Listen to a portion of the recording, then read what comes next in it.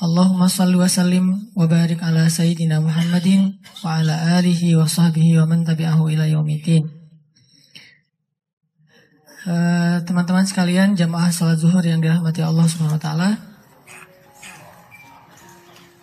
Kadang Allah di dalam Al-Qur'an mengumpamakan hubungan antara kita dengan Allah itu dengan bahasa dagang atau dengan bahasa bisnis. Dan kenapa Allah menggunakan analogi dagang atau bisnis dalam hubungan hamba kepadanya? Karena Allah Subhanahu wa taala Maha Kaya. Jadi kalau Allah kekayaannya tanggung, Allah nggak akan nawarin kita perdagangan yang murni keuntungannya hanya untuk kita. Salah satu ayat perdagangan di dalam Al-Quran tentang kita dengan Allah itu misalnya surat As-Saff, ya ayyuhalladzina amanu hal adullukum ala tijaratin tunjikum min azabin alim. Wahai orang yang beriman, mau enggak kalian aku tawarin satu tijarah. Tijarah itu dagang. Orang yang berdagang itu namanya tajir. Terus jadi bahasa Indonesia tajir, kaya raya. Dalam bahasa Arabnya tajir itu artinya pedagang. Jadi dagang sayur juga tajir. Kerjanya apa? Tajir. Padahal jualan hal-hal yang sepele. Kayak di Arab jualan siwak gitu. Itu namanya tajir siwak. Gitu. Jadi dia kaya raya gara-gara siwak. Ini tijarah. Tunjikum min azabin alim. Perniagaan yang bisa menyelamatkan kalian dari azab yang sangat menyakitkan, yaitu azab api neraka. Sehingga karena Allah menggunakan bahasa dagang dengan hambanya, dan Allah itu ghaniyun, syakurun, terus raufun, rahimun, wasi'un, apalagi karimun, jawadun, banyak sifat-sifat dan nama-nama Allah yang mulia yang ada hubungannya dengan tijarah, dengan tawaran berdagang.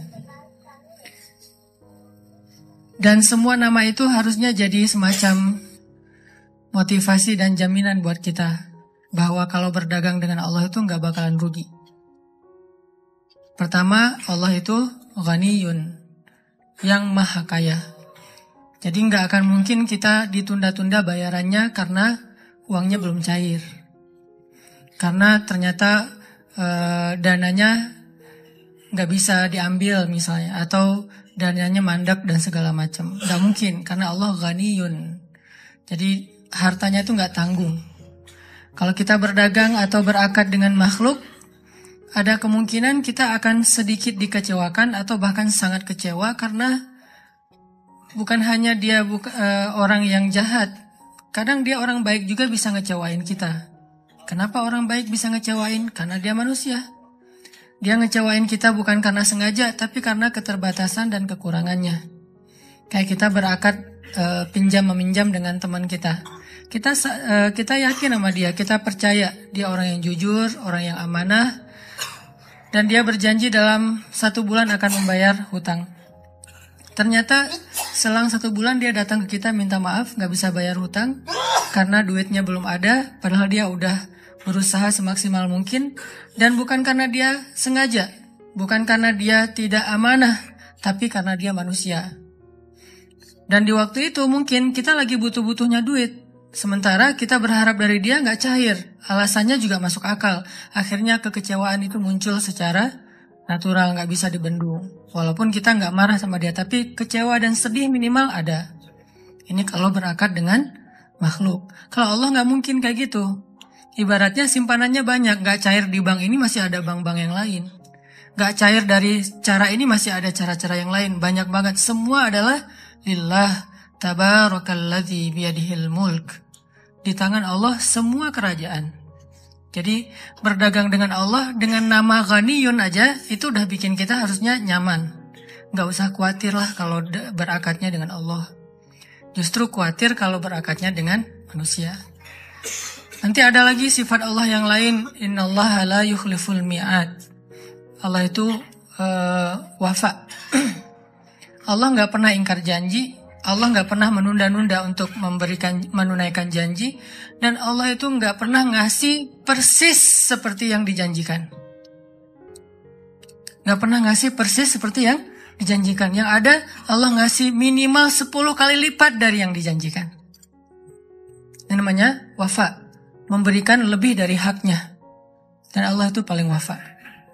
Sehingga kalau kita berakad berdagang dengan Allah, gak mungkin kita dapat hak kita persis, gak mungkin. Apalagi rugi, dapat persis saja enggak. Kayak misalnya ibarat kita nolongin orang hanya sekedar memindahkan duri dari jalan. Pahalanya itu bukan nanti Allah akan ngebalas kita dengan cara menyelamatkan kita dari duri seukuran itu di jalan. Enggak. Kalau misalnya kita mindahin batu ya, mungkin ukuran batu yang bisa bikin motor kepleset. Allah akan menyelamatkan kita minimal 10 kali lipat dari ukuran batu itu. Kayak misalnya sekarang lagi musim longsor nih. Ada satu batu yang ukurannya semobil, bisa aja jatuh di atas jalan di daerah mana kemana tuh yang viral tuh? Jawa Barat lah ya. Jatuh di jalan sehingga kalau misalnya, bahkan ada beberapa yang cukup viral tentang kebesaran Allah yang batunya itu jatuh persis kurang dari 1 detik dari jarak mobil yang baru lewat. Minimal 10 kali lipat dari ukuran kebaikan yang kita lakuin. Ini artinya Allah wafa. Jadi nggak ada ruginya. Sama aja nggak ada, apalagi rugi. Ini berakad dengan Allah. Ditambah lagi, Allah nggak mungkin ingkar janji. Kalau Allah sudah berjanji, Allah pasti menunaikan. Dan nggak ada penghalang bagi Allah untuk menunaikan janji. Kalau kita kadang banyak penghalang. Macet, bisa berubah janjinya. Kita ketemuan zuhur ya di Telkomsel. Akhirnya datangnya menjelang asar. Kenapa? Kejebak macet, banjir. Memangnya kita bisa terbang? Nggak bisa. Allah tidak ada penghalang baginya untuk menunaikan janji. Nggak ada cerita Allah jadi nggak menunaikan janji sama kita gara-gara repot sama Firaun. Nggak ada. Firaun mah nggak ada apa-apanya lah. Bahkan Allah bilang dengan bahasa sombong, dan Allah berhak sombong. Satu-satunya zat yang berhak sombong kan cuma Allah ya. Jadi kalau kita sombong itu kita udah melakukan dosa besar, mengambil hak Allah. Cuman Allah yang boleh sombong. Kayak misalnya ketika Allah memberi Zakaria anak dalam usia yang secara ilmiah nggak mungkin punya anak. Zakaria nanya, gimana caranya saya punya anak? Istri saya mandul, saya udah tua. Kata Allah, qala kadzalika qala rabbuka huwa alayya hayyin. Hayyin itu artinya hin. Hin itu jadi bahasa Indonesia hina. Gak ada apa-apanya, rendah, remeh, kecil itu mah, kata Allah. Gitu doang, hayyin, kata Allah. Artinya, gak ada yang membuat Allah itu sulit untuk menunaikan janjinya.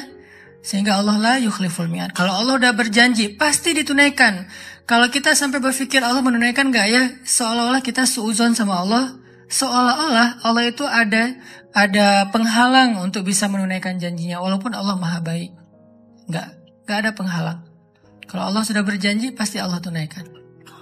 Dan tepat sesuai dengan janji Allah. Tidak mungkin meleset sedikit pun. Detik, bahkan kurang dari detik itu, lebih kecil dari ukuran detik, tepat seperti apa yang Allah janjikan. Banyak lagi nanti syakur. Arti syakur tuh, Allah maha menghargai. Nggak mungkin ada kebaikan kita, terus Allah bilang, gitu aja minta diapresiasi. Emang saya nggak pernah buat baik sama kamu. Allah nggak pernah kayak gitu. Walaupun Allah maha baik dan terus memberikan kebaikan dalam hidup kita, nggak pernah Allah misalnya ketika kita ngelakuin satu kebaikan, terus Allah bilang kan udah dibalas kemarin. Kan udah dibayar kemarin dengan kesehatan, dengan nafas, dengan segala macam. Enggak, tetap aja dibalas. Padahal kebaikan-kebaikan kita seumur hidup, bahkan mungkin nggak bisa membayar 1 hela nafas kita sekalipun. Tapi Allah nggak ngitung kayak gitu. Allah nggak ngitung kebaikannya kepada kita, dan emang kita juga nggak disuruh berhitung, karena nggak akan sanggup ngitung. Wa in ta'udu ni'matallah la tuhsuha. Kalau kalian pengen ngitung nikmat Allah, kalian nggak akan sanggup. Yang Allah minta dari kita itu bukan menghitung, tapi mensyukuri. Dan kalau kita bersyukur, bukan udah memang sepantasnya kalian bersyukur, enggak. La in syakartum la azidannakum. Ditambah lagi tuh syakur. Syukur aja ditambah, beramal soleh ditambah. Jadi kayak Allah tuh memang seneng ngasih gitu. Seneng ngasih. Cuman Allah pengen lihat kita pantas nggak diberikan. Ada sedikit aja kepantasan pada diri kita, dikasih lebih dari apa yang kita pantas mendapatkannya. Jadi ibarat makanan, Allah tuh udah sediain segala macam.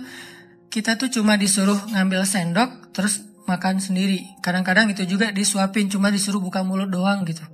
Terus kita nggak mau buka mulut, alasannya kita bilang, Allah sombong banget sih, saya disuruh buka mulut. Kenapa nggak dikenyangin aja? Masih banyak meminta, padahal udah disiapin, udah dimasak, udah dihidangin, disuapin. Tugas kita cuma buka mulut. Sesederhana itulah kita mendapatkan nikmat Allah. Kita hanya ikhtiar sedikit, tapi dapatnya banyak, luar biasa. Kadang-kadang ikhtiar yang sedikit ini bikin kita komplain. Bikin kita nuduh Allah dengan tuduhan-tuduhan yang gak pantas. Ini artinya, teman-teman yang dirahmati Allah, paling aman itu kalau berakad dengan Allah. Paling aman udah. Cuman kalau kita banding-bandingin ya, biar lebih fair, kenyataannya kita agak-agak gak fair sama Allah. Contoh nih, kalau kita bandingin akad kita dengan Allah dan akad kita dengan makhluk. Allah kan kadang-kadang ngomong di Al-Quran tuh, siapa yang meminjamkan harta terbaiknya kepada Allah, nanti Allah ganti berkali lipat kan ya. Ini kan konsep riba sebetulnya kan ya.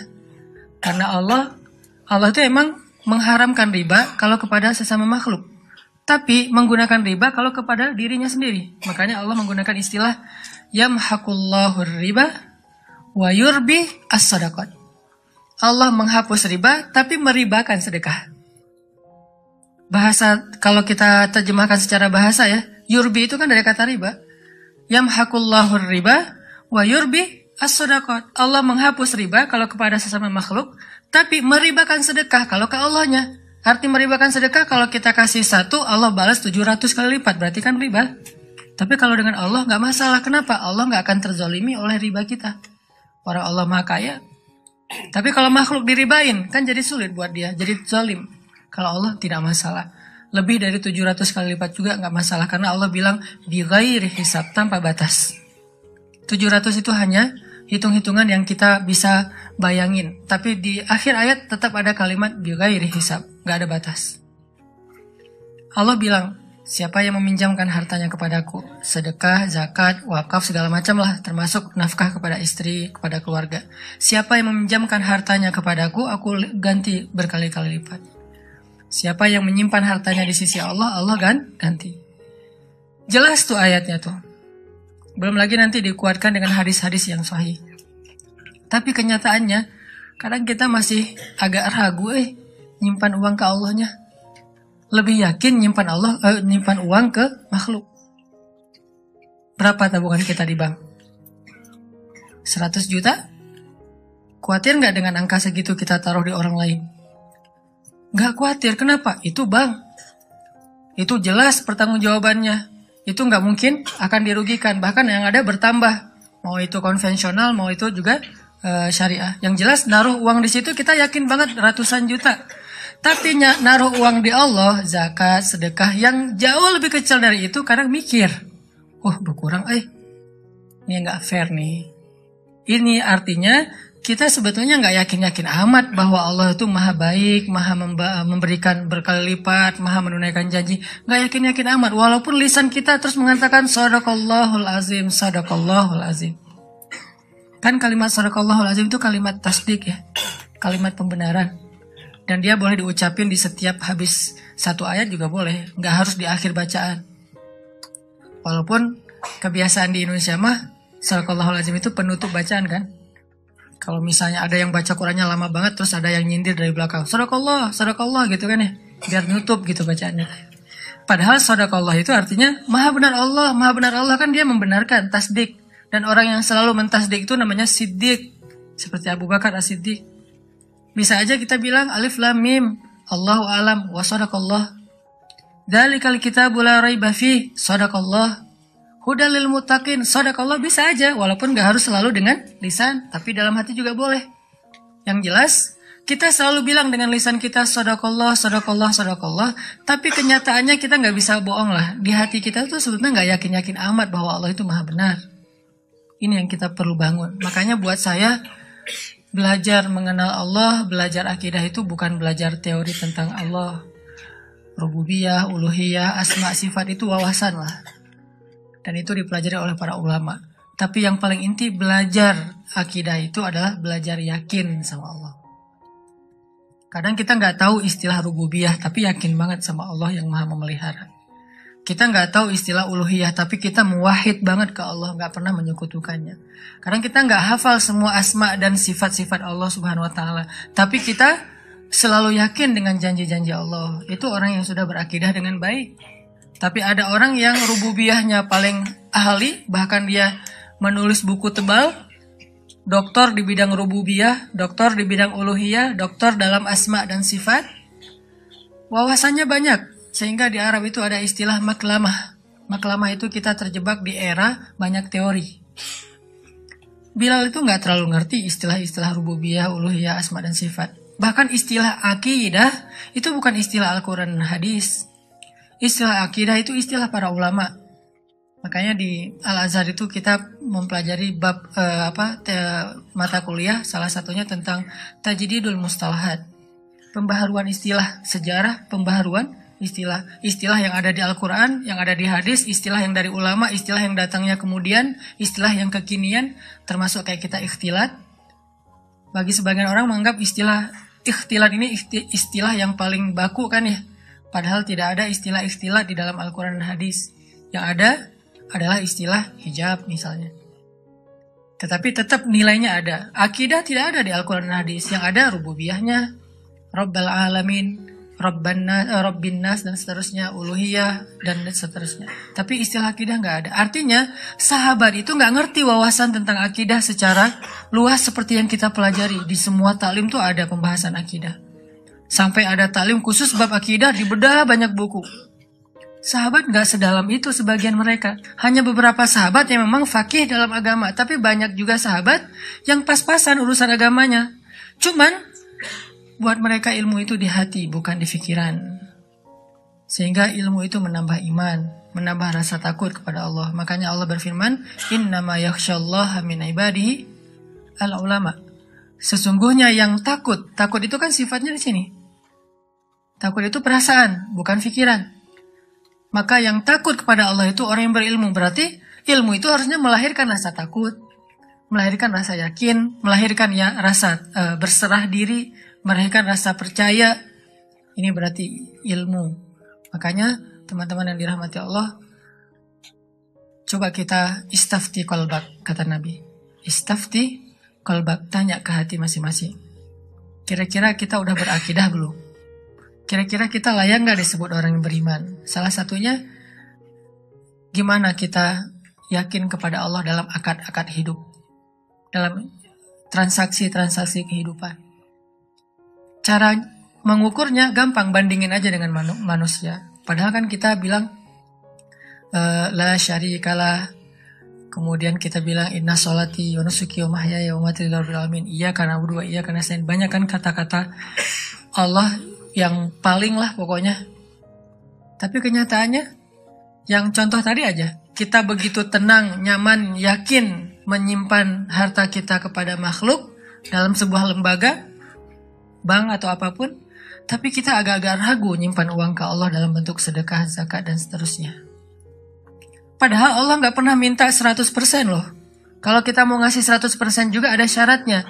Nggak mentang-mentang ada cerita Abu Bakar ngasih seluruh hartanya, terus kita mewajibkan semua orang kayak Abu Bakar. Nggak. Banyak syarat. Abu Bakar udah memenuhi syarat itu.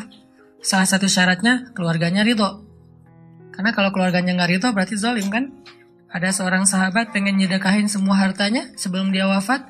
Kata Nabi, kamu punya anak? Punya. Kalau gitu jangan semuanya. Setengah boleh nggak Nabi? Kebanyakan. Sepertiga? Itu juga sih sebetulnya kebanyakan. Ya udah nggak apa-apa deh. Maksimal sepertiga. Karena ada 2/3 hak orang lain, keluarga dan seterusnya. Tapi kalau keluarga udah pada ridho kayak Abu Bakar, istrinya juga Asma bintu Umais, tahu sendiri Asma bintu Umais kayak gimana orangnya. Dikurangin gaji presiden aja dia gitu, kan dia ngumpulin sisa-sisa receh dari gaji Abu Bakar biar bisa akhir bulan itu beli daging 1/4 kilo aja. Ya Ababak, kata Asma. Asma ini perempuan yang menikahi 3 laki-laki ahli surga, 3-tiganya. Yang pertama Ja'far, kedua Abu Bakar, yang ketiga Ali. Jadi ketahuan ya gimana perempuan ini, suaminya aja tiga-tiganya ahli surga. Ya Abu Bakar, kita udah lama nih gak makan daging sejak kamu jadi khalifah. Boleh gak saya sisain dikit aja dari belanja bulanan, kalau nanti bisa beli daging? Boleh kalau masih bisa, kata Abu Bakar. Disisain receh. Uang 200 rupiah, 500 rupiah disisain. Akhirnya terkumpullah setelah beberapa bulan, bisa nih beli daging 1/4.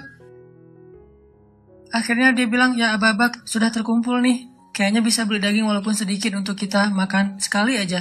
Kata Abu Bakar, astagfirullah, berarti gaji saya masih ada lebihnya.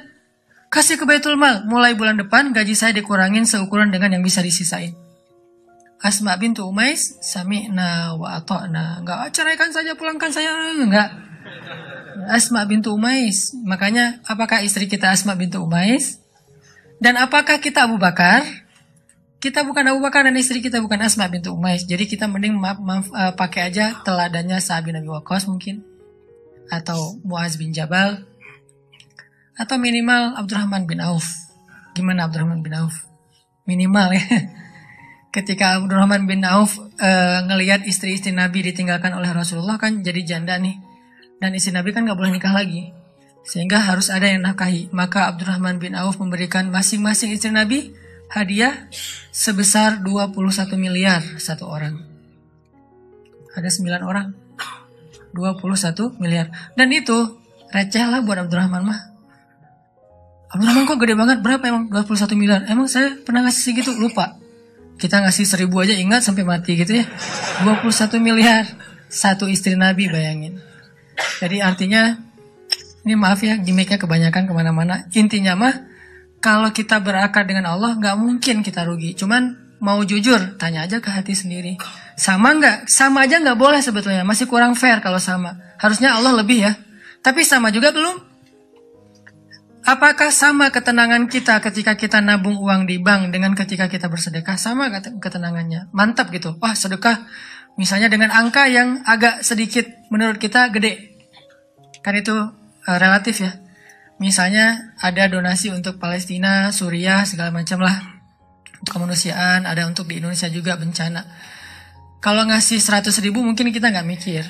Dan 100.000 juga pulsa kita kurang ya. Kuota kita mungkin lebih dari itu. Atau sekali kita ngopi, 1 gelas udah 50.000, 60.000. Berdua sama teman kita, atau berdua sama pasangan kita udah sekali duduk di kafe itu udah 200.000. Jadi 100.000 buat kita bukan angka yang harus yakin dulu baru ngeluarin. Nggak sengaja juga keluar kadang-kadang ya. Nah, parkir berapa? Jadi bukan angka yang besar lah. Coba, mungkin buat kita angka yang besar itu 1 juta. Apakah kita ngerasain ketenangan ketika berinfak 1 juta seperti ketenangan ketika kita naruh uang di bank 1 juta? Sama nggak? Kalau sama, naikin lagi. 2 juta? 5 juta, 10 juta, sampai angka yang ketika di bank juga kita nggak yakin, ke Allahnya yakin. Itu baru lebih luar biasa tuh. Kayaknya nggak ada angka ke bank kita nggak yakin kan? 1 miliar juga kita yakin. Kalau ada duit 1 miliar, taruh di bank. Justru lebih ragu kalau disimpan sendiri. Taruh di bank lebih yakin. Berarti harusnya walaupun Allah nggak akan minta segede itu, kita nggak perlu ragu untuk berinfak di jalan Allah. Udah ngasih aja. Kalau saya punya hashtag lah ya, yang saya coba belajar ngamalin sedikit-sedikit untuk sendiri. Sedekah sesering belanja.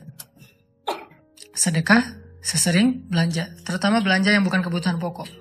Mungkin kebutuhan pokok kita sebulan sekali belanja di supermarket 1,5 juta misalnya. Sisanya kita kan masih sering belanja tuh. Ngafe, belanja baju, apa segala macam. Apalagi kalau lagi keluar kota, dinas, pulang-pulang pasti minimal belanjanya 500.000. Kalau nggak 1 juta. Saya punya hashtag sedekah sesering belanja. Kalau saya belanja 1 juta, saya harus sedekah minimal 300.000. Sepertiganya. Ini buat sendiri, bukan fatwa ya, bukan hukum fikih. Motivasi nih.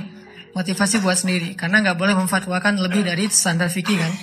Tapi kan boleh memotivasi lebih dari standar fikih. Makanya beda bahasa fadhailul amal dengan bahasa fatwa wal fikih. Fatwa fikih. Kalau ditanya fikihnya, ya sedekah semampunya. Yang lebih atau yang bahkan yang receh kalau bahasa kasarnya.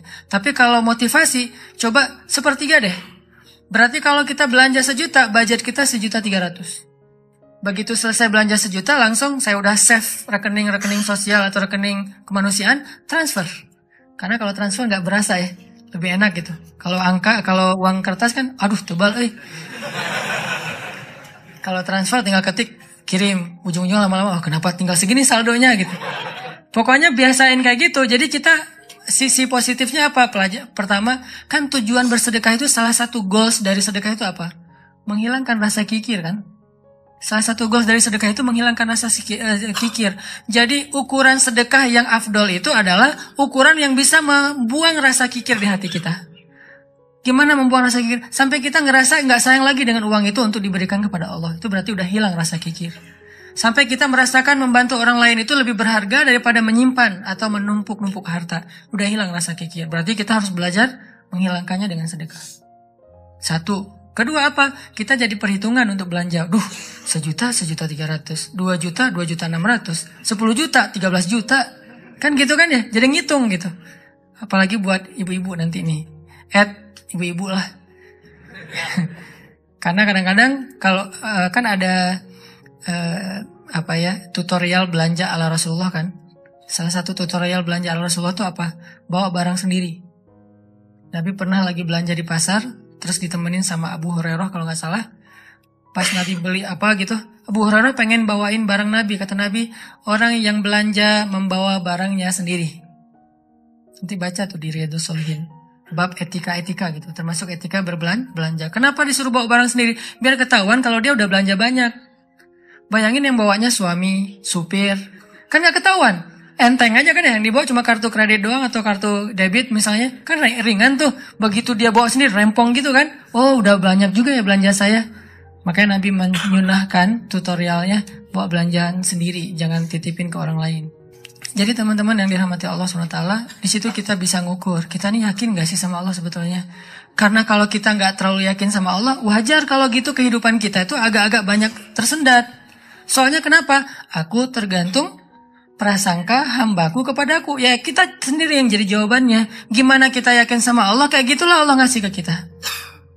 Saya sering membuktikan hal-hal kayak gitu, agak sedikit spekulasi tapi ke Allah. Jangan spekulasi ke makhluk. Kalau mau spekulasi, dalam tanda petik gambling, coba gambling ke Allah. Arti gambling ke Allah, lakukan sesuatu yang beresiko, tetapi yang diridhoi Allah ya. Karena kalau beresiko nggak diridhoi Allah kan bahaya. Nggak ada akad berarti dengan Allah. Sesuatu yang beresiko tapi diridhoi Allah. Saya pernah ngebuktiin itu berkali-kali. Menikah. Kok beresiko Ustaz? Nggak punya modal nikahnya. Kan standar pertanyaan paling mainstream tuh kalau mau nikah apa? Dari calon mertua. Kerjanya apa? Gitu kan ya? Paling mainstream tuh. Kalau saya ditanya kerjanya apa, belum punya pekerjaan, terus gimana ngasih makan? Allah yang ngasih makan. Tapi pede jawabnya, sampai mertua juga. Belum lagi ngeluarin dalil ya. Kan ustadz lah ya, banyak dalil. Ayat, hadis, banyak lah udah saya kumpulin bisa jadi satu buku tuh. Khusus ayat dan hadis untuk melamar. Mudah-mudahan nanti bisa di-share ayat dan hadis bahan untuk melamar, nembak calon mertua lah. Pak, itu ada tuh hadis ya. Cuman saya agak-agak ragu nih bunyinya kayak gimana tuh, kurang lebih sih yang pernah saya dengar dari Ustadz. Nih hadis sahih loh Pak. Kalau datang seorang pemuda yang baik akhlaknya gitu kan ya. Jangan ditolak. Itu saya pernah dengar, Bapak pernah dengar? Pernah sih. Nah gimana Pak? Saya beres langsung urusan. Masa dia mau nolak hadis kan ya? Ingkar sunnah tuh udah jadinya bahaya. Duh jangan pakai hadis deh dan segala macam. Gak mungkin dia ngomong kayak gitu. Nikah tuh gak punya modal, tapi ya bismillah aja lah. Gambling kan. Masa saya mau taat kepada Allah dibiarin telantar kan gak mungkin. Kan menikah itu untuk taat kepada Allah kan. Enggak, hawa nafsu. Emang hawa nafsu. Masa nikah gak pakai hawa nafsu? Ini ada yang keliru nih di masyarakat kita. Katanya gak boleh menikah karena hawa nafsu. Bukankah nikah itu adalah solusi buat hawa nafsu? Lo nikah enggak karena Allah tuh, karena nafsu. Enggak berbenturan dua hal ini. Tapi kalau dia menikah karena hawa nafsu dan ingin menghalalkan dengan terhormat hawa nafsu itu namanya karena Allah. Enggak ada cerita karena Allah berarti enggak melibatkan hawa nafsu. Enggak kayak gitu sih bahasanya. Sama kayak kita kerja nih. Lo kerja karena pengen gaji itu bukan karena Allah. Pengen gaji dan karena Allah itu enggak berbenturan. Kenapa kita pengen gaji? Karena kita pengen mendapatkan rezeki yang halal dan menafkahi keluarga. Dan itu semuanya karena Allah. Jadi nggak dibilang, jangan mengharapkan gaji, harapkan pahala. Pahala itu salah satunya gaji. Karena pahala dalam bahasa Arab nggak ada pahala, yang ada al-jaza, al-ajru. Al-jaza itu artinya balasan, al-ajru itu artinya upah. Upah itu bisa dalam bentuk kesehatan, bisa dalam bentuk materi uang, bisa dalam bentuk kebaikan di akhirat, bisa dalam bentuk terhindar dari api neraka, dan seterusnya. Itu al-jaza, al-ajru. Termasuk mendapatkan hak kita dalam sebuah pekerjaan. Nggak masalah mengharapkan, saya kerja di Telkomsel, kenapa? Gajinya gede. Nggak apa-apa. Selama yang kita dapatkan itu halal. Tapi kalau yang kita kejar gaji gede dan syubhat, apalagi haram, itu bukan karena Allah. Termasuk menikah. Menyalurkan, kenapa kamu menikah? Karena saya pengen menyalurkan kebutuhan biologis saya secara halal. Wah, nggak karena Allah nih, nafsu nih. Emang nafsu, emang kenapa? Bukankah Allah mengatakan litas kunu ilaiha? Apa arti litas kunu ilaiha? Supaya tenang, supaya jadi nyaman, gejolak di dalam diri kalian dengan cara kepadanya. Itu bahasa. Dan di Al-Mu'minun juga dikatakan, walladzina hum li furujihim hafizun.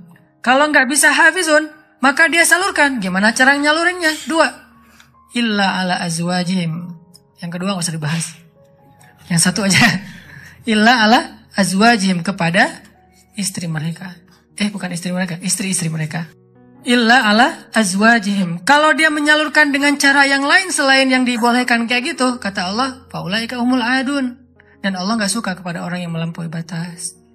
Jadi menikah karena Allah, karena saya ingin menyalurkan kebutuhan biologis secara halal misalnya. Makanya mencari yang sesuai dengan kriteria masing-masing. Kalau misalnya ada yang kriterianya harus yang Arab, cari aja Syarifah, Habaib apa. Kalau Habib perempuannya Syarifah kan ya. Atau saya pengen yang Oriental, pergi aja ke Korea lah atau ke Jepang. Saya pengen yang misalnya etnik, bisa di Indonesia misalnya. Ini mas selera, nggak masalah. Bukankah Nabi justru mengatakan memilih perempuan itu yang pertama justru fisiknya? Walaupun yang paling berharga bukan fisik, tapi tetap ditaruh yang paling depan. Karena itu yang ketahuan duluan kan. Kita nggak mungkin tahu kesolehannya langsung ketika awal ketemu, ini soleha banget nih, belum tentu. Ketika udah kenal dekat baru tahu ternyata dia rajin tahajud, rajin tilawah. Walaupun kadang-kadang kita ngelihat dia di Instagram postingan terakhir tilawah, alhamdulillah 1 juz hari ini misalnya. Bisa kayak gitu. Tapi rata-rata yang pertama dilihat fisiknya kan ya. Walaupun fisik banyak menipu sih, hasil editan segala macam. Pas ngeliat orangnya, lebih cantik dari di Instagram, cie. Dia salah ngedit. Ini artinya teman-teman, kalau menikah itu karena Allah, kenapa takut? Bukankah Allah sendiri berjanji kalau mereka fuqara, apa arti fuqara? Gak punya apa-apa. Kalau miskin masih punya apa-apa cuma dikit. Kalau fuqara gak punya apapun. Allah yang yughniyahumullah, Allah yang akan mencukupkan kebutuhan mereka. Oh, Allah yang cukupin, ya udah selesai. Nikah, datang. Yuk nikah yuk. Gak gitu sih caranya. Terlalu polos kayak gitu mah pasti ditolak lah. Adalah trik-triknya pasti teman-teman udah mempraktekkan. Kalau enggak pasti berstatus masih jomblo ya. Jomblo itu kurang kreatif menurut saya. Kalau yang udah nikah pasti kreatif banget. Tahu banget cara-caranya gimana ya. Alhamdulillah berhasil. Setidaknya untuk dia berhasil setelah puluhan orang yang gagal misalnya. Kalau yang jomblo nih kayaknya harus latihan nih. Belajar kepada yang udah nikah, nanti di kantor sambil istirahat sharing deh. Gimana dulu lu nembak calon istri? Gitu aja. Gimana gitu aja, tahajud dulu. Ya Allah yang membolak-balikan hati. Hati dia memang ada di dalam tubuhnya, tapi pemiliknya bukan dia, tapi engkau ya Allah. Setahu saya nih, dia kayaknya hatinya ke si fulan. Dah saya mah gak bisa kecuali dia. Ya Allah, ya Allah, ya Allah. Akhirnya berhasil. Dan saya ngebuktiin itu banget. Saya sering bilang, saya itu bukan tipe istri saya loh. Sangat bukan tipe istri saya. Ada 4 hal yang pantang buat istri saya. 4-4-nya ada di saya. Subhanallah. Kok bisa berhasil? Ustaz. Dia berdoa, ya Allah, jangan itu, jangan itu, jangan itu, jangan itu. Saya cuma berdoa sekali, ya Allah, please yang itu. Ternyata tiba-tiba ya, kelepek-kelepek, gak berhasil dia. Saya tanya, kenapa kamu milih saya?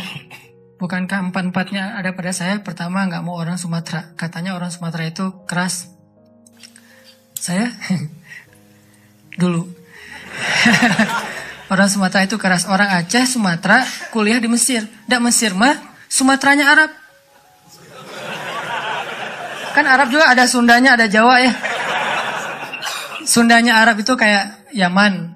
Itu Sundanya Arab, lembut-lembut. Sampai Nabi sendiri mengakui kan, orang Yaman itu hatinya lembut. Kalau Jawanya Arab tuh yang ulet gitu kerja itu Palestina. Karena Palestina itu terkenal dengan keteguhannya. Tapi kalau Sumateranya Arab yang ngomongnya keras gitu, belak-belakan, spontannya luar biasa, itu Mesir banget. Di Mesir nggak ada ceritanya kita nunggu Damri itu nggak ada. Yang ada ngejar Damri. Kita nunggu di halte, Damri ngeliat kita makin iseng tuh, dicepetin. Mahasiswa cepat begitu. Kita lari ngejar. Yang nggak biasa naik Damri itu mahasiswa Malaysia karena mereka kan beasiswa dari kerajaan, sehingga dianjurkan jangan naik Damri, naik taksi. Tapi kadang-kadang mereka kehabisan duit juga naik Damri, begitu turun berlawanan arah itu ngegelundung tuh. Kita di atas ketawa-ketawa aja, Malaysia. Bukan negaranya ya, orangnya karena terbiasa naik taksi, naik MRT. Dan kita mah Damri, desak-desakan. Kalau udah ramai di dalam Damri marah-marah, sallu ala Nabi, udah sallallahu alaihi wasallam. Cara paling sederhana mendamaikan orang di Mesir itu suruh salawat. Wah, humar segala macam. Mereka kalau ngomongnya kasar tuh nyebutnya humar, keledai. Karena keledai itu kan simbol hewan yang bodoh di Al-Quran kan. Ya humar gitu dan segala macam humar. Sallu ala Nabi sallallahu alaihi wasallam. Ya, mulai lagi gitu. Tapi pas salawat mereka bisa cooling down dulu dikit. Saking menghargai Rasulullah ya. Kadang-kadang ada juga yang sambil marah. Sallu ala Nabi sallallahu alaihi wasallam. Di Mesir, orang Sumatera kuliah di Mesir, kebayang kan? Udah Sumatera itu mungkin agak keras, kuliah di Mesir. Jadi wataknya tuh terbentuk dengan dua negeri. Alhamdulillahnya ketemu orang Jawa yang mungkin beda banget dengan Sumatera. Gak mau dia orang Sumatera. Saya Sumatera. Sumatera Aceh pula. Dan Aceh di tempat markasnya GAM. Aceh PD. Dan itu kan GAM dulu banyak di situ ya. Terus yang kedua, gak mau yang kulitnya dof.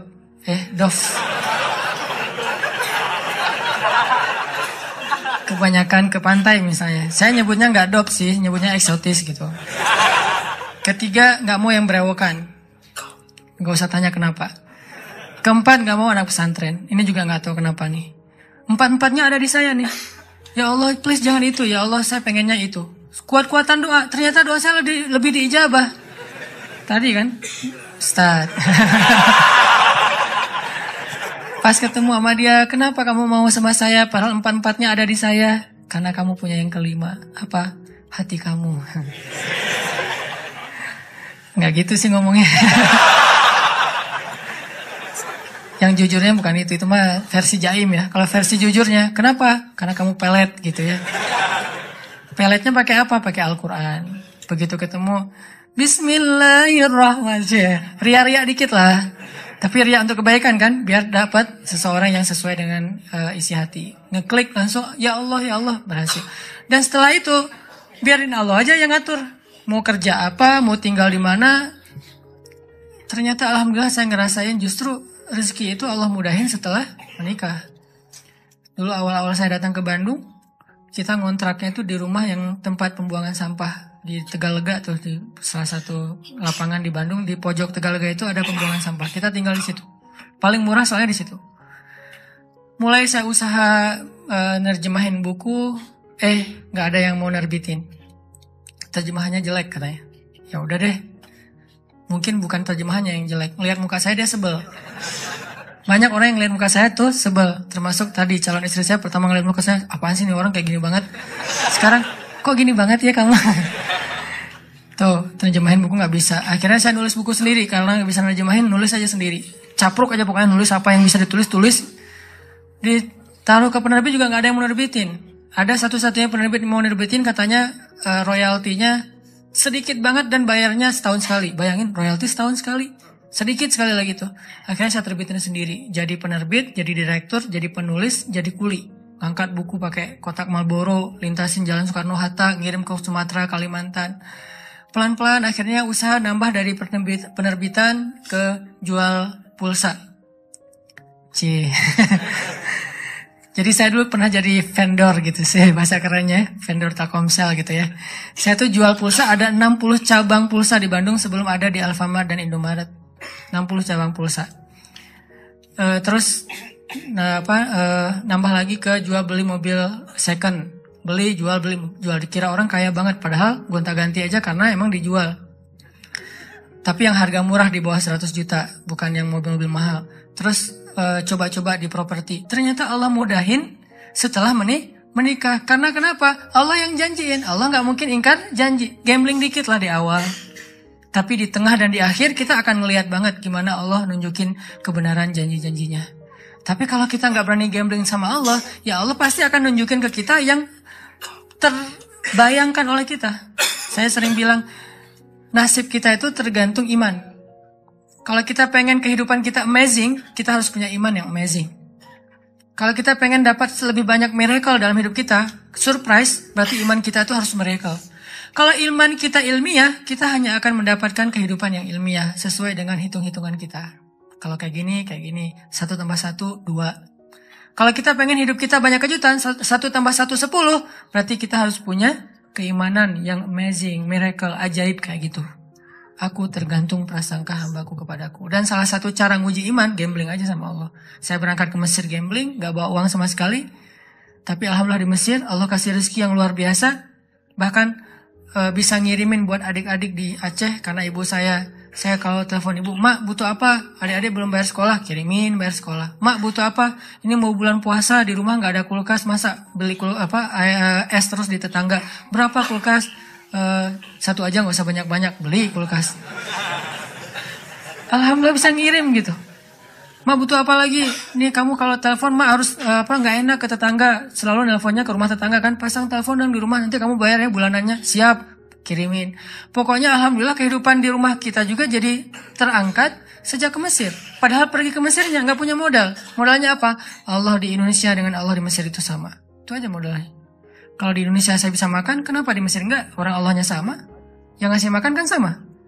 Kecuali Allahnya beda. Berarti pendaftaran dulu, ngisi form visa dulu, segala macam kan repot kan. Tapi Allahnya sama. Jadi yang ngasih saya makan di Indonesia Allah yang itu, yang ngasih saya makan di Mesir juga Allah yang sama. Jadi nggak ada yang berubah kecuali tempatnya doang. Sumbernya sama, gambling. Akhirnya Allah mudahkan. Berangkat nggak ada beasiswa. Tapi sampai di sana dapat 3 beasiswa. Dan ternyata mudah banget. Pertama kayaknya salah satu yang paling cepat dapat beasiswa di Mesir itu saya tuh. Biasanya kalau dari Indonesia nggak dapat beasiswa, terjun bebas, sampai di Mesir tuh harus lulus ujian pertama dulu nih, baru dapat beasiswa. Minimal 6 bulan. Saya kurang dari 1 bulan dapat beasiswa. Datang, seminggu pertama ditampung sama teman-teman yang seleting, langsung lamar beasiswa dulu ke beberapa lembaga. Mesir itu negara yang menengah, bukan negara kaya, tapi memberi beasiswa ke ratusan ribu mahasiswa asing. Negaranya tuh bukan kayak Kuwait, kayak Emirat, kayak Dubai, bukan. Negara biasa banget, lebih lemah dari Indonesia secara ekonominya. Tapi ngasih beasiswanya luar biasa ke mahasiswa asing, ratusan ribu, terutama Afrika. Nah akhirnya saya coba tes beasiswa, ditanya dari mana, Indonesia, bisa ngaji nggak? Karena dipikir orang Indonesia nggak bisa ngaji. Saya bilang dikit-dikit, biar nggak ngasih yang susah-susah gitu ya. Dikit-dikit, saya bilang. Oh ya udah, coba baca surat apa? Al-Fatihah aja deh. Ya, Al-Fatihah mah insya Allah lah ya. Al-Fatihah baca, saya pakai irama Al-Ghamidi. Bismillahirrahmanirrahim. Alhamdulillahi rabbil alamin. Dia nangis. Wah baper Yang ngetesnya nangis. Masya Allah, orang Indonesia bisa ngaji. Ceplok langsung beasiswa. Oh, mudah gening dapat beasiswa. Saya datang lagi ke lembaga yang lain. Beasiswa, bisa ngaji? Dikit-dikit. Ya udah coba ngaji surat apa? Terserah. Al-Ikhlas boleh? Boleh, Al-Ikhlas. Al-Ikhlas, Al-Falak, Al-Fatihah. Lulus, alhamdulillah ya.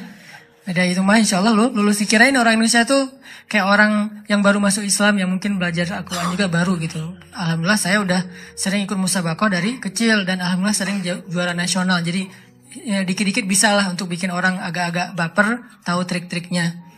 Akhirnya dia, apalagi Al-Fatihah Al-Ikhlas kan, alhamdulillah dapat beasiswa 3 langsung. Akhirnya saya punya rumah 3. 1 dekat Sungai Nil, kalau lagi bete di situ aja. Sekalian kalau ada apa-apa nanti nyemplung. Pernah diputusin tawaf Sungai Nil. Masa lalu ya, nggak usah dibahas ya. Terus rumah 1 lagi tuh di pelosok kampung di Mesir. Karena emang saya pengen dapat culture Mesirnya, pengen kenal dengan orang-orang Mesir asli di kampung banget tuh. Yang di sebelah rumah itu ada kandang keledai. Disitulah saya mengetahui makna hadis Nabi. Kalau kalian dengar suara anjing dan suara keledai berarti ngelihat setan. Berta'awuz lah kan ya. Suara keledai itu sering di sebelah rumah saya. Iyo. Saya ta'awuz, dia nggak berhenti. Saya pergi, dia berhenti. Wah, bahaya gini. Ini setannya siapa gitu. Di rumahnya ada yang di kampung. Terus 1 lagi rumahnya di asrama. Di asrama mahasiswa. Alhamdulillah ternyata Allah mudahin banget tuh. Coba gambling. Gara-gara saya sering gambling kayak gitu, saya makin yakin aja nih. Kan kita ngelatih keimanan kita tuh dengan pengalaman ya. Salah satunya kayak Ibrahim bertanya ke Allah, wa idh qala Ibrahim rabbi arini kaifa tuhyil mauta. Qala awalam tu'min? Qala bala walakin liyatma'inna qalbi. Ya Allah, gimana cara engkau menghidupkan yang mati? Kata Allah, emangnya kamu gak beriman? Beriman ya Allah, cuman pengen nambah. Makin tenang hatinya, pengalaman. Makin berani, gambling ini, gambling itu, termasuk gambling ketika saya jadi guide di salah satu musim haji. Berangkat nggak punya modal kecuali bayar visa sama tiket doang. $500 kalau haji dari Mesir, murah banget loh. $500 dan nggak ada kuota, nggak perlu nunggu sampai 10 tahun. Bulan ini daftar, bulan ini berangkat. Cuma $500. Tapi buat mahasiswa kan itu kadang-kadang gede ya. $500 minjam dulu sama teman. Pinjam dong $500 buat apa haji? Oh ya udah, pinjam. Nanti pulang haji dibayar, insya Allah. Berangkat nih. Sampai di Mekah, kerjanya ngapain? Ngegaidin jamaah-jamaah Indonesia yang mungkin butuh guide, butuh yang didorong, terutama dorongan lah. Jadi ojek. Cuma waktu itu nggak ada aplikasi sih. Aplikasi dorongan bisa pesan. Kayaknya perlu dibuat juga sekarang. Saya nyewa dorongan itu wheelchair, duduk depan Masjidil Haram gini. Mana ini yang kelihatan agak-agak cacat atau apa gitu kan. Kayak hiu nyari mangsa gitu. Mana nih yang agak kesasar. Nggak ada. 2 hari nggak ada. Akhirnya 2 hari saya cuma minum air zam-zam doang tuh. Nggak makan. Cuma minum air zam-zam, tidur. Minum air zam-zam, nungguin. Nggak ada. Hari ketiga, alhamdulillah lagi duduk-duduk depan Masjidil Haram. Lewat ibu-ibu kayak culang-cilang gitu. Kayak apa? Bingung gitu kan ya. Nih arah kemana sama anaknya. Nah nih kayaknya ada ciri-ciri nih. Saya datengin, Bu. Kenapa kesasar? Iya Nina, saya kesasar. Rumah saya tuh dari jamaah Solo. Maktab saya nggak tahu di daerah mana. Ibu nggak bawa identitas? Iya ketinggalan tadi tasnya pas buru-buru. Wah, saya juga baru pertama haji nih. Belum tahu juga tempat maktab-maktab kayak gituan. Tapi bismillah lah gambling karena Allah. Makanya kalau berani gambling sama Allah, nggak mungkin dikecewain. Saya yakin banget tuh. Saya buktiin. Bu, ikut saya aja. Insya Allah kita cari rumah ibu. Kemana anak arahnya? Ke situ Bu. Nah saya juga nggak tahu. Ikutin aja. Ibu itu ikutin, jalan. Bismillah, la haula. Kan kata Nabi, la haula wala quwata illa billah itu melahirkan keajaiban kan ya. Sampai ada sahabat yang baca la haula, tiba-tiba anaknya yang disandra, tiba-tiba lepas dan selamat. La haula wala quwata illa billah, la haula wala quwata illa billah. Jalan, gak lama kemudian sekitar setengah jam jalan, lumayan lama sih. Setengah jam, akhirnya ibu tuh bilang, Masya Allah itu maktabnya ibu, itu teman-temannya ibu. Sampai persis di depan maktabnya. Oh ya alhamdulillah emang arahnya ke sini sih Bu dari tadi juga. Maktabnya ibu nih. Akhirnya dia datang pelukan sama teman-temannya udah tunggu kemana aja dari pagi kita tungguin kirain kesasar kemana. Ya saya kesasar untung ditolong sama adek ini. Dari mana adek? Dari Al-Azhar Mesir. Oh ya alhamdulillah bisa digayatin kita dong. Alhamdulillah insya Allah besok langsung janjian jam sebelum subuh saya udah on time di depan maktab mereka. Datang alhamdulillah besoknya kita digaidin. Terus kalau ada pemotongan hewan kurban kita potongin dapat rezeki dari Allah. Gak mungkin saya datang ke rumah Allah. Pertama untuk ibadah, kedua untuk mencari rezeki. Bukan buat saya doang, buat keluarga yang ada di Aceh juga. dan saya niatkan karena Allah, nggak mungkin pulangnya tangan kosong. Tidak ada yang datang kepada Allah pulang dalam keadaan kecewa, mustahil, itu prinsip. Nggak ada yang datang kepada Allah pulangnya kecewa, itu nggak ada. Yang datang ke Nabi aja nggak pernah pulang kecewa, apalagi pada Robnya Nabi. Nabi itu nggak pernah bikin orang kecewa. Yang datang kepada beliau pasti bawa sesuatu.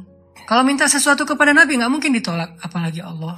Jadi saya yakin nih, pokoknya saya datangnya jangankan ke Mekah, ke Mesir aja yang jauh dari Ka'bah, Allah tolong, apalagi ini di dekat Ka'bah. Walaupun awalnya Allah pengen nguji iman kita, masih percaya nggak setelah 2 hari nggak makan? Percaya kok tetap ya Allah, cuman lapar sih Allah, gitu. Curhat aja sama Allah, kan kita, Allah maha baik ya, jangan terlalu kaku lah sama Allah. Ya Allah, saya adalah, nggak usah gitulah. Ya Allah, saya lapar nih. Kan Musa gitu, pas lagi di bawah pohon di Madian. Ya Allah, saya lapar sementara engkau dan saya fakir kepada kebaikan darimu. Langsung Allah beri, bukan cuma makan, sampai istri juga dikasih sama Allah. Akhirnya pulang-pulang, alhamdulillah bisa bayar hutang. Mak, butuh apa? Kirimin. Setiap tahun kayak gitu. Pulang dari Indonesia, dari Mesir kayak gitu, sampai sekarang hidup suka gambling. Sehingga angka 1/3 dari uang belanja itu kecil kalau dengan keyakinan kepada Allah, nggak mungkin ngecewain. Karena udah terbiasa kayak gitu. 1/3 mah pasti digantilah ntar lagi juga. Ketika ada musibah dikit, berakatnya dengan Allah. HP saya waktu itu harganya sekitar 1,5 juta. Jatuh nih. Gara-gara buru-buru mau tahajud di masjid. Jam 2 tahajud, jam 2 saya bangun. Kan udah telat nih. Jadi panik, nyambar HP, jatuh. Layarnya retak, nggak bisa dipakai. Saat itu juga saya bilang, Allah, beri saya pahala dalam musibah ini, beri saya ganti yang lebih baik darinya. Tenang udah. Sholat tahajud, subuh, pagi-pagi diganti dengan Note 5 yang waktu itu harganya masih 10 juta. Allah kasih cash dalam hitungan jam. Tergantung prasangka kepada hambanya. Dan jangan selalu mengidentikan bahwa pemberian Allah itu sedekah. Enggak. Bisa dikasih sebuah proyek, bisa dikasih lewat sebuah mungkin ada orang yang dulu udah lama, kita udah lupa juga dia punya utang sama kita, tiba-tiba bayar.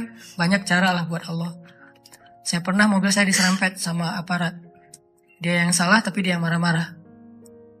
Nabrak dari belakang. Wah, ditabrak. Dia turun duluan, marah-marah duluan. Nyuri start gitu. Pas saya lihat, wah ini aparat. Mau diramein susah. Ya udah deh. Akhirnya dia pergi. Saya harus memperbaiki kendaraan saya 1,5 juta. Nggak bisa akad dengan makhluk karena dia zalim. Saya akad dengan Khalik yang maha baik, yang syakur.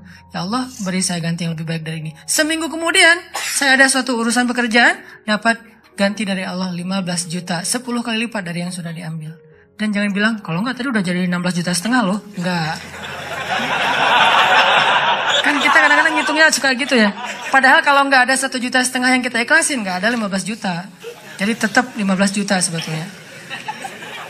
Ya Allah, kalau kemarin gak ada kecelakaan itu pasti saya udah dapat 16,5 juta nih.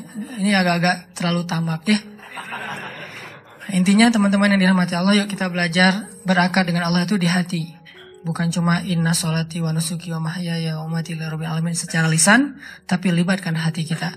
Kalau berinteraksi dengan makhluk, berakar dengan makhluk lewat lisan. Saya terima nikahnya gitu kan ya.